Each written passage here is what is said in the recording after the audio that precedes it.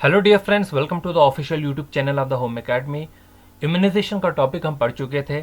इसमें कुछ बचा हुआ पार्ट था जो कि आज की इस वीडियो में हम कंप्लीट करेंगे। या एक क्वेश्चन आपके स्क्रीन पे जो है इम्यूनाइजेशन से रिलेटेड है।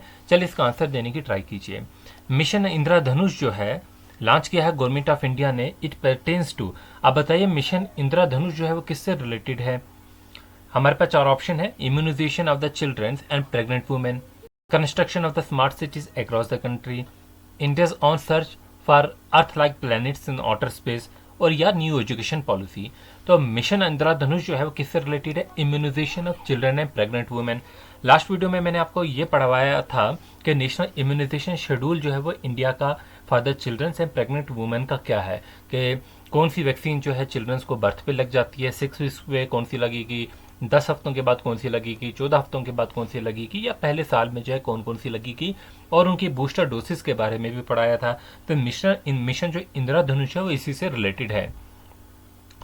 चलिए क्वेश्चन हमारे पास और पूछा जा सकता है, अभी पॉसिबल है कि आप इम्यूनाइजेशन के टॉपिक में कि आपको पूछा जा सकता है कि 2024 में जो इम्यूनाइजेशन वीक मनाया गया, वर्ल्ड इम्यूनाइजेशन वीक, ये कब होता है? ये अप्रैल के जो है वो आखिरी हफ्ते में होता है। तो मतलब 24 अप्रैल से 30 अप्रैल तक जो है ये चलता है। इसका जो है वो थीम क्या था इस बार? तो इसका जो थीम था वो क्या था? Humanly possible. ये जो है बेसिकली एक टेस्टामेंट है, तो जिसका मतलब यह है कि to what can be achieve when humanity works together. जब सारी इंसानियत एक साथ काम करेगी अपने बेटर फ्यूचर के लिए, तो हम क्या अचीव कर सकते हैं। चलिए अगला क्वेश्चन हमारे पास है, the term vaccine was introduced by. तो वैक्सीन की जो टर्म है किसने इंट्रोड्यूस की है? बहुत इजी सा क्वेश्चन, एडवर्ड जेनर। देखिए ये अभी हम जो है इम्यूनाइजेशन का टॉपिक पढ़ रहे हैं, इसके बाद हम वैक्सीनेशन के बारे में पढ़ने वाले हैं। और जो भी नॉन कम्युनिकेबल डिजीजेस है आपकी, तो उनसे रिलेटेड पढ़ने वाले हैं कि किस में जो है कौन सी वैक्सीन जो है वो लगती है, कौन सा उनका इंक्यूबेशन पीरियड होता है। हर डिजीज के बारे में सेपरेट जो है वो पढ़ेंगे। फिलहाल आज की इस वीडियो में जो है हम पढ़ने वाले हैं इम्यूनाइजेशन एजेंडा 2000 जो है 2030 जो है इसके बारे में। अभी देखिए वर्ल्ड इम्यूनाइजेशन वीक के वक्त जो है यूनाइटेड नेशन जो दूसरी एजेंसीज थी उन्होंने इम्यूनाइजेशन एजेंडा जो है वो 2030 के लिए जो है वो दिया हुआ है कि 2030 तक जो है ये हमारे कुछ गोल्स हैं जिनको हमें जो है वो कंप्लीट करना है। तो इतना तो पता चल गया आपको। वर्ल्ड इम्यूनाइजेशन वीक कब मनाया जाता है? हर साल लास्ट वीक ऑफ अप्रैल में मनाया जाता है। इसका मकसद क्या होता है कि हमें जो है प्रमोट करना है यूजर वैक्सीन को। ज़्यादा से ज़्यादा हमें लोगों को जो है ये प्रमोट करना है कि आप जो है वैक्सीन का यूज़ करें। और वैक्सीन से क्या होगा कि जो डिफरेंट जो एजेस के जो लोग हैं उनको जो भी वैक्सीन होती है उनको उन बीमारियों से जो है वो बचाएगी। ठीक है। अब यहाँ पर जो है कि आप सस्टेनेबल डेवलपमेंट गोल्स भी पढ़े हैं आपने इससे पहले, और सस्टेनेबल डेवलपमेंट गोल्स नंबर 3 जो है उसमें आप बात करते हैं कि गुड हेल्थ एंड वेलबींग की बात करते हैं।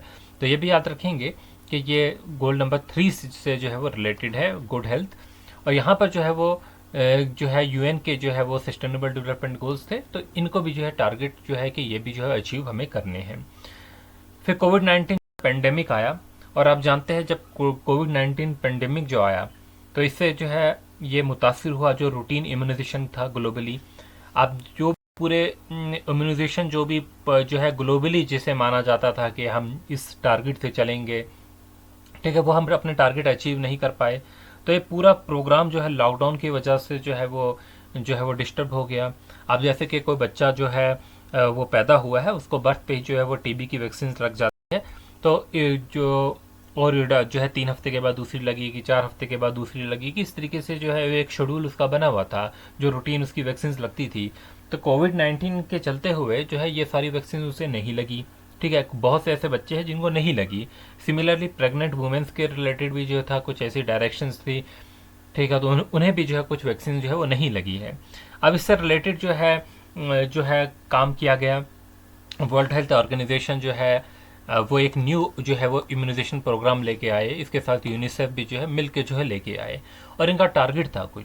पहला टारगेट ये जो था, जो इन्फेक्शन होता है, जो वो इन्फेक्शन जिनको प्रिवेंट कर सकते हैं वैक्सीन के जरिए, तो हम इस बार जो है वो इस डिकेड में यानी कि 50 मिलियन जो है वो वैक्सीन लगा के ऐसे इन्फेक्शन को जो है रोकने की कोशिश करेंगे यहाँ पर। दूसरी बात है कि जीरो डोज चिल्ड्रन जो थे इनकी जो है संख्या को भी कम करेंगे। कितना कम करेंगे? 50% से रिड्यूस करेंगे। अब जीरो डोज चिल्ड्रन कौन से चिल्ड्रन होते हैं? वो बच्चे जिन्होंने अपनी लाइफ में जो है इम्यूनाइजेशन जो रूटीन इम्यूनाइजेशन प्रोग्राम चल रहे थे उनमें जो है कोई भी डोज जो है वो नहीं ली वैक्सीन की। ठीक है, तो इनका नंबर भी जो है वो बच्चों का कम करना होगा। तो 0 dose children are those who have receive no vaccine through immunisation programme. उसके अलावा जो है हमने ये भी काम किया गया कि हमें अचीव करना है 90% coverage for essential vaccine given childhood and adolescent. अब चाइल्डहुड में और एडोलिसेंट एज में जो है कुछ जो वैक्सीन दी जाती है तो उनका हमें 90% जो है कवर करना होगा। उसके अलावा यूएन की जो एजेंसीज है इनका जो एम था वो ये था कि इंश्योर करेंगे तो थ्रो इम्यूनाइजेशन एजेंडा 2030 के रहते हुए कि जो बेनिफिट है इम्यूनाइजेशन का ये इक्विटेबली जो है सभी कंट्रीज को जो है वो शेयर होना चाहिए। ये नहीं कि किसी कंट्री में वैक्सीन ज़्यादा जा रही है कहीं कम जा रही है, सभी को जो है बराबर जो है इसका जो है फ़ायदा मिलना चाहिए। अब रिसेंटली जो है इंडिया ने जो है एक मिशन जो है वो लॉन्च किया था, ठीक है, इंटेंसिफाइड बेसिकली किया था, वो था इंद्रधनुष। तो ये आपके लिए जो है इंपॉर्टेंट हो सकता है एमसीक्यू के, जैसे मैंने आपको क्वेश्चन अभी स्टार्टिंग में ही करवाया कि मिशन इंद्रधनुष जो है किससे रिलेटेड था। तो मिशन इंद्रधनुष जो था 3.0 स्कीम लेके आए थे इस बार। ये किसके लिए था? चिल्ड्रन एंड प्रेग्नेंट वुमेन के लिए, वो जिन्होंने अपनी जो है इम्यूनाइजेशन जो रूटीन जो वैक्सीन लगती थी उसे जो मिस किया था कोविड-19 पेंडेमिक की वजह से। अच्छा, इम्यूनाइजेशन जो प्रोग्राम है इंडिया में कब स्टार्ट किया गया? 1978 में स्टार्ट किया गया और इसको जो है बाद में जो है वो एक्सपेंड किया गया, ठीक है, ministry of health and family welfare ने। तो 1985 में इसी को जो है यूनिवर्सल इम्यूनाइजेशन प्रोग्राम जो है बना दिया गया। अब अभी आप जानते हैं कि कोविड का टाइम था, कोविड की वैक्सीन से भी क्वेश्चन कहीं ना कहीं बन सकते हैं और इसके रिलेटेड जो है मैं सिर्फ एमसीक्यू टाइप ऑफ चीज़ों को ही डिस्कस करूंगा यहाँ पर। पहली बात कि इंडिया जो है वो मेजर सप्लायर था कोवैक्स का, ठीक है, कोवैक्सीन का जो है इंडिया जो था वो क्या मेजर सप्लायर था। अच्छा, कोवैक्स जो थी ये बेसिकली जो है भारत बायोटेक ने जो है बनाई थी और साथ में Indian council of medical research इन्होंने बनाई थी। अच्छा, इंडिया जो था मेजर सप्लायर था कोवैक्स का, एक ग्लोबल इनिशिएटिव था aimed at equitable access to कोविड-19 वैक्सीन। तो ये इंडिया जो था वो मैन्युफैक्चर तो कर रहा था, लेकिन जो था ये बेसिकली जो है ग्लोबल लेवल पे जो है वो कि हर कंट्री को जो है वैक्सीन मिलनी चाहिए। तो यूनिसेफ का और जो है एक वैक्सीन अलायंस बना था। अब GAVI जो है ये याद रखेंगे, ये पूछा जा सकता है कि GAVI जो है ये क्या था, तो एक वैक्सीन का जो है अलायंस बना था। वर्ल्ड हेल्थ ऑर्गेनाइजेशन था इसमें, यूनिसेफ था इसमें, ठीक है, एपिडेमिक प्रिपेयर्डनेस के रिलेटेड जो है ये बनाया गया था। अब इंडिया ने भी जो अपनी तरफ से भी जो है एक शुरू किया था वो ये था कि वैक्सीन मैत्री जो था ये क्या था कि हम सप्लाई करेंगे कोविड-19 वैक्सीन टू डिफरेंट कंट्रीज को। अच्छा, क्वेश्चन यहाँ पर इम्यूनाइजेशन से रिलेटेड, मैं कल आपको इम्यूनाइजेशन का मतलब पहले वाली वीडियो में पढ़ा चुका हूँ, तो आप बताइए बेसिक प्रिंसिपल जो है इम्यूनाइजेशन का क्या था। It is based on the number of B and T lymphocyte, ऐसी बात नहीं थी। It is based on property of memory, ये तो बहुत इंपॉर्टेंट है, मैंने आपको कहा भी था कि ऐसा क्वेश्चन जो है पूछा जाता है, तब MCQ नहीं इंक्लूड कर पाया था, बट आज जो है मैं आपके लिए लेके आया था कुछ question.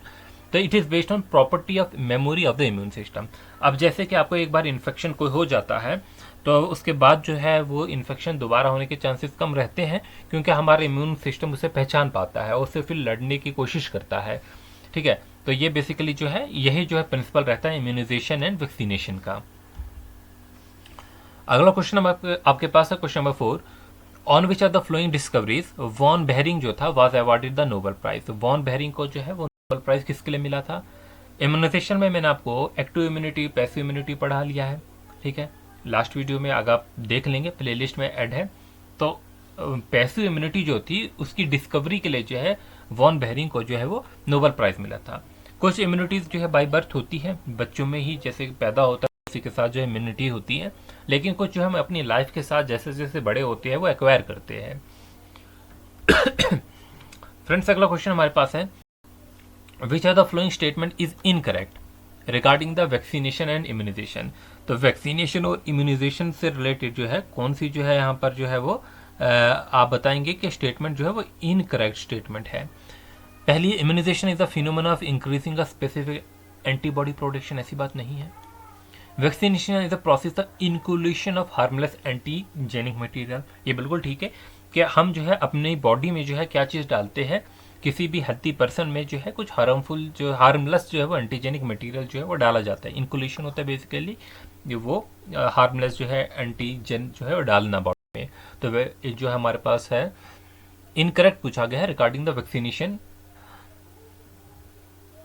Into the healthy person, ये तो ठीक होगा। तो ए सिंगल वैक्सीनेशन, हाँ तो ये तो बिल्कुल ठीक है स्टेटमेंट है। अच्छा, ये जो पहली स्टेटमेंट आप देखिए, immunisation the phenomena increasing specific antibody in the production, तो ये भी तो सही स्टेटमेंट होगी। तो वैक्सीनेशन जो है, इम्यूनाइजेशन जो है, ये फिनोमिना तो होता है जहाँ पर हम स्पेसिफिक एंटीबॉडी की प्रोडक्शन को जो है इंक्रीज करते हैं किसी भी बॉडी में, ठीक है, वैक्सीन के जरिए। अब देखिए, एक single vaccine give adequate immunity and last life long, ऐसी बात बिल्कुल नहीं है। अगर ऐसी बात होती तो आपको कोविड-19 की सेकेंड डोज नहीं लगती, थर्ड डोज नहीं लगती, बूस्टर डोसेज नहीं लगती। तो एक सिंगल वैक्सीन जो है वो एडुकेट इम्यूनिटी जो है वो प्रोवाइड नहीं करेगी और वो लाइफ लॉन्ग नहीं होगी, तो ये स्टेटमेंट जो है सही नहीं होगी, ठीक है। Immunisation is carried out through vaccination, बिल्कुल सही है, and injection of anti serum. अच्छा, मैं थोड़ा सा कोविड-19 की वैक्सीन के बारे में भी यहाँ पर डिस्कस कर लेता हूँ, ठीक है। तो यहाँ पर हम क्या पढ़ेंगे अभी, कोविड-19 वैक्सीन के बारे में कुछ इंपॉर्टेंट एमसीक्यू टाइप के लिए ही पूछेंगे। देखिए, दो वैक्सीन जो है मार्केट में थी, एक हमारी जो है वो ऑक्सफोर्ड की तरफ से, एक ऑक्सफोर्ड की तरफ से जो थी वो कोविड-19 वैक्सीन थी, जिसका नाम हमने क्या दिया था, जो अभी न्यूज़ में भी था, ठीक है, ऑक्सफोर्ड एस्ट्राजेनेका जो वैक्सीन थी, ये एक वैक्सीन थी।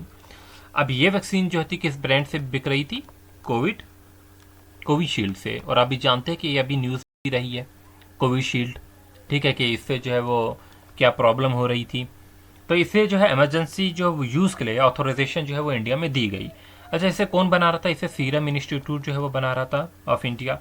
और इस सीरम इंस्टीट्यूट का हेडक्वार्टर कहाँ पर है, तो आप जानेंगे पुणे में है हेडक्वार्टर। सीरम इंस्टीट्यूट जो है दुनिया का वर्ल्ड्स जो है लार्जेस्ट वैक्सीन मैन्युफैक्चरर है, ये पे आप याद रखेंगे, world's largest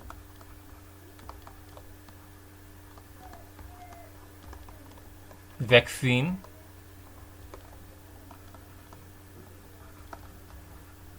manufacturer. Serum institute जो है दुनिया का सबसे बड़ा जो है वैक्सीन मैन्युफैक्चरर है। इसके सीईओ कौन है, आधार पुणे वाले, न्यूज़ में काफ़ी रहे हैं, ठीक है, ये बेसिकली आधार पुणे वाले थे। और इनके फाउंडर कौन थे, इन्हीं के जो है पिताजी, जिनका नाम क्या था, साइप्रस पुणे वाले, साइरस पुणे वाले। सीरम इंस्टीट्यूट जो है कब बना है, अगर हम पूछा जाए कि ये बना कब है, तो ये बना था 1966 में बना था। हेडक्वार्टर कहाँ पर है पता चल गया, ठीक है। अब एक दूसरी वैक्सीन जो बनाई गई थी वो कोविड की जो है वो कोवैक्सीन थी, कौन सी थी, कोवैक्सीन थी। इसे बनाने वाले कौन थे, भारत बायोटेक था, ठीक है। और साथ में जो थे हमारा आईसीएमआर क्या हो गया, Indian council of medical research, तो ये इन्होंने जो है बनाई थी।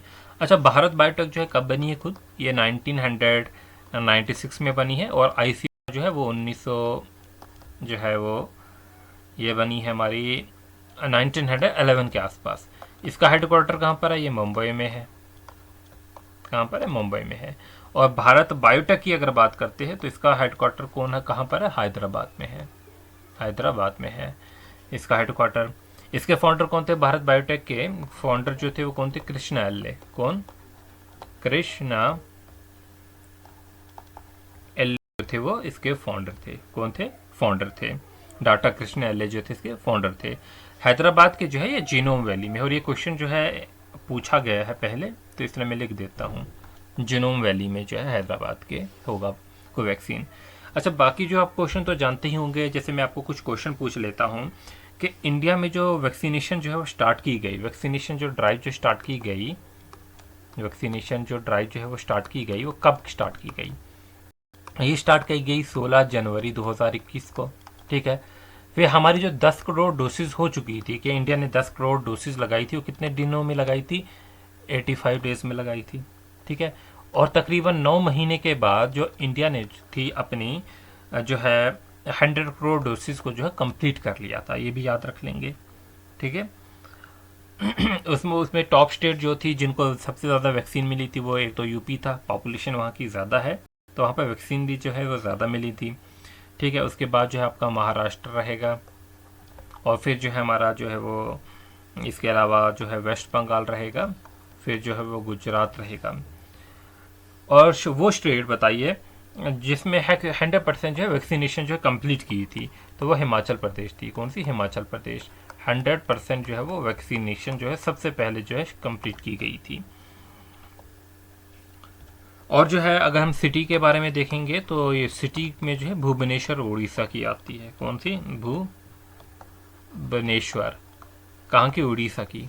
तो आप बताएंगे जम्मू कश्मीर के बारे में कि जम्मू कश्मीर का वो कौन सा गांव था जहां पर 100% जो है वैक्सीनेशन जो है सबसे पहले जो है कंप्लीट की गई थी। ठीक है, ये आपके लिए जो है वो नीचे होमवर्क होगा, आप नीचे जो है कमेंट सेक्शन में जैसे जो है नीचे लिखेंगे। तो आप जो है इसके बाद जो है कुछ और टर्म्स जो है वो कम्युनिकेबल डिजीजेस से पढ़ेंगे बेसिकली। चलिए मैं आपको कुछ टर्म्स यहाँ पर बता देता हूँ, जैसे कि पैथोजन क्या होता है। पैथोजन क्या होता है? A living organism which causes a disease. वो लिविंग ऑर्गेनिज्म जिसकी वजह से डिजीजेस होती है। पैरासाइट क्या होता है? वो ऑर्गेनिज्म जिसे फूड मिलता है और शेल्टर मिलता है होस्ट से, होस्ट की बॉडी पे रहता है और उससे फूड एंड शेल्टर मिलता है। अब होस्ट क्या होता है? द लिविंग बॉडी और inside which the disease producing organism takes shelter, जहां पर जो है डिजीज प्रोड्यूसिंग ऑर्गेनिज्म जो है शेल्टर लेते हैं। इन्फेस्टेशन क्या होता है? वो देखिए किसी भी ऑर्गेनिज्म पे या उसकी बॉडी सरफेस पे बहुत से जो है वो पैरासाइट रह रहे होते हैं। ठीक है, तो उसे हम जो है इन्फेस्टेशन कहते हैं। Presence of large number of parasitic organism on the surface of body of the host और ऑन क्लॉथिंग। वेक्टर क्या होता है और कैरियर क्या होता है? वेक्टर होता है an organism which harbours a pathogen and may pass it to another person to cause a disease. Vector जो है वो खुद से जो है डिजीज पास करता है।